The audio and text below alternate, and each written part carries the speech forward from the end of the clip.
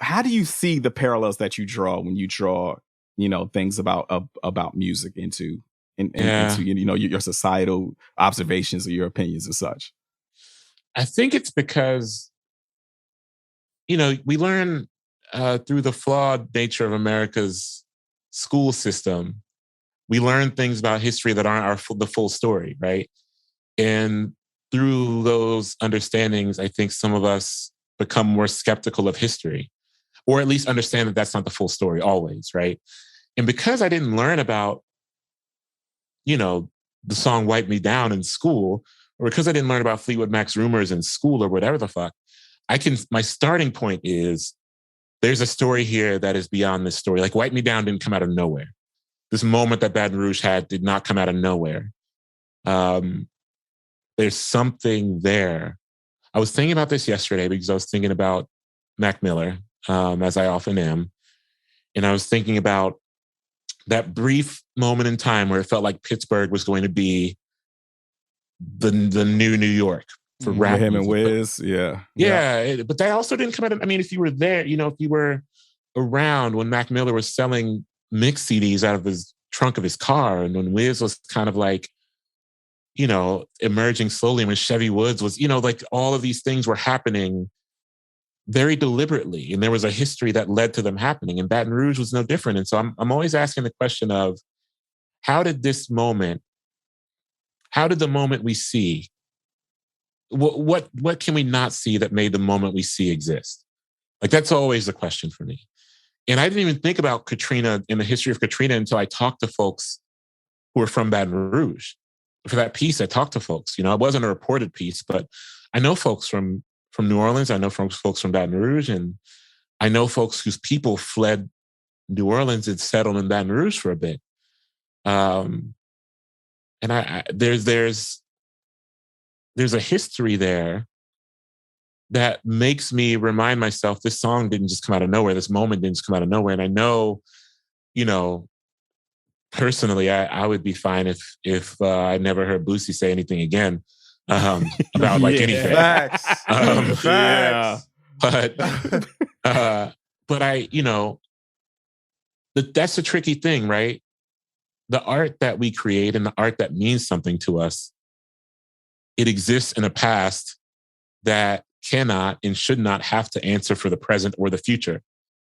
And so I still love Wipe Me Down. Do I wish that Boosie was not currently relevant in any way? Of course. But that doesn't detract from what that song meant to me at a time, and what that song meant to a real community of people too. Like, that means more than what a song meant to me always. When I'm examining a song or thinking about a song, I'm always thinking about what did this mean to a community of people who, if we're going to talk about Wiz and Pittsburgh, I remember I was thinking last night about these regional songs that become national songs, right? Black and Yellow was very deeply regional. Wale's Nike Boots, was a deeply regional, DC anthem that was also on the radio here. And that means that for a moment, I got a window into a world that I don't have access to otherwise. And that's a miracle. Like, Wipe Me Down in sound, in tone. A couple weeks ago, shout out Brandon Jinx Jenkins. I did this thing with Jinx on Mogul. We talked about DJ Screw.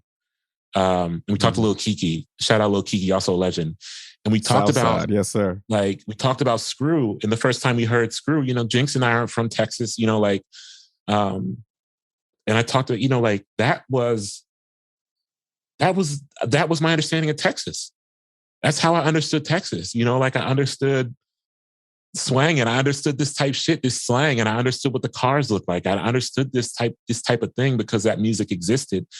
And Wipe Me Down was kind of no different. And so I can't think about these songs without thinking about the communities they sprung forth from, in those communities, in the windows that were open to me as a person growing up in Columbus, Ohio, who wasn't at that point all that well traveled, who still got to have access to slang and to fashion and to worlds that I couldn't touch. there's certain writers that when you think of them, you think of where they're from. And when I think of you, of course, I think of Columbus, and because it plays such a huge part in their writing. Like Baldwin and Harlem are intrinsically linked. Same for like Nicky Giovanni in Tennessee. But whereas these writers are kind of like fleshing out places they're familiar with, like we're all familiar with NYC, even if we've never once been there before, because it's all over TVs and movies and such. So, we're familiar with NYC, and, Baldwin's writing, like it fleshes it out for us. And, I mentioned Nicky Giovanni, her backdrop was, often like the country back roads of Tennessee. And even if we've never been to her particular neck of the woods, we're all familiar with the country in some aspect, because lots of us spent summers down there and all that. And, Columbus plays such a huge part in your writing, and no shots to Columbus, but lots of us don't know shit about Columbus. It's real. I mean? So it puts you in a unique situation where you're not in a well-known place where you're fleshing out something familiar for the reader, but you've been provided with a blank canvas, so to speak, where you're painting the whole picture of Columbus for us. So how does it feel to be in a unique circumstance like that? Coming from Columbus. Yeah, I mean, I would guess that a lot of us are like of a similar age, and so y'all can relate to this, but I grew up in kind of like this era of Black coming of age film, be it like Juice, Boys in the Hood, Menace to Society, South Central, so on and so forth. And that means that I witnessed Black youth through a very coastal lens, but a lens that did not feel that different from my own. Like there's a scene of the kids and Boys in the Hood in the beginning. And I remember being like, well, that's not that different from the type of shit me and my boys would get up to in our neighborhood in Columbus. And there are elements of this that aren't as different. And there are elements of Juice that, looking back, weren't that different. And I would watch Above the Rim and be like, this is like the Gus Macker. Like this is a Gus Macker in Columbus. This tournament looks familiar. All this stuff. I was like, if there's all these familiarities in these narratives that are supposed to be explicitly coastal and specifically coastal, maybe my city is actually not that unworthy of having stories told about it.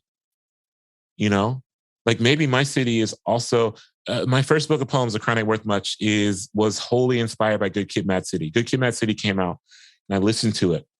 And I was like, conceptually, this is a piece about like coming of age in Compton, right?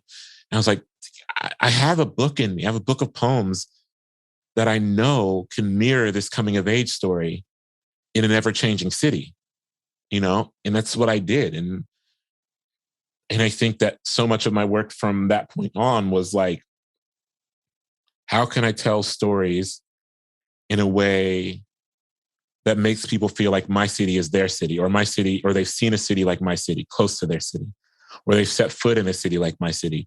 How can I talk about a barbershop and have you think about your barbershop, even though it's my barbershop? You know what I mean? How can I talk about a fist fight happening in a schoolyard, even if it is my fists? How can I make them feel like your fists, or that you are witnessing a fight that you've witnessed before in a schoolyard close to you? These kind of things. I don't think that takes skill. I just think it takes trust. I don't think I'm overly skilled at scene setting. I think I just refuse explanation. And through that refusal, I'm saying, I trust you to visualize where I'm at, because it's not all that different from where you're at. Yeah, I mean, like, there are some things exclusive to Columbus that that don't exist anywhere else. And this is because I'm a close reader and close watcher of culture. It's that thing I talked about before about how music, about how DJ Screw, or like the G-Funk era, or all this shit gave me access to these worlds that I didn't know. I could touch, I could feel them, I could sense them. When The Chronic came out, motherfuckers was in Columbus putting Daytons on cars. It was like, weather be damned. You know what I mean? Like, unpredictable weather be damned. Putting Daytons on these cars. When people were, when people were low riding Cadillacs and shit. When UGK had this type of stuff was happening, and my whole thing was, when you grow up in a city like that, that is a container for the culture of other cities. When early 00s, when Averex jackets was popping, motherfuckers here were wearing Averexes in summer. I was one of them. That's one of those people who was wearing Averexes in like 70-degree weather. And it's because he was wildin'. Right. Leather is a really, motherfucker, man. It was like 20 pounds of leather too, you know what I mean? My dog thought he was Eddie Murphy in the 80s out here, bro. Leather down in the summer. Right? Shit. Wet as fuck under that damn jacket. But anyway. it was wild. You know, it was like when you grow up in a city like that, that's a container for the culture of other cities. You can lose sight of the fact that your city itself can also drive a conversation around how people think about place from where they're at. You know what I mean? And so I wanted to kind of, after spending for real a lot of time witnessing and taking part in the mimicry and mirroring of New York or Los Angeles or Texas or Atlanta. And some of this is by virtue of migration, you know, like Black folks, you know, Chicago is a city, but it's also like a southern state. Detroit is like a southern state, you know, in some ways, Cleveland is like a southern state. So some of this is filtering into that. But I did also want to present a world where it's like, well, Columbus, I grew up in this place and it's real, much like where you grew up was real. And I feel like I can articulate that in a way that allows you to feel something.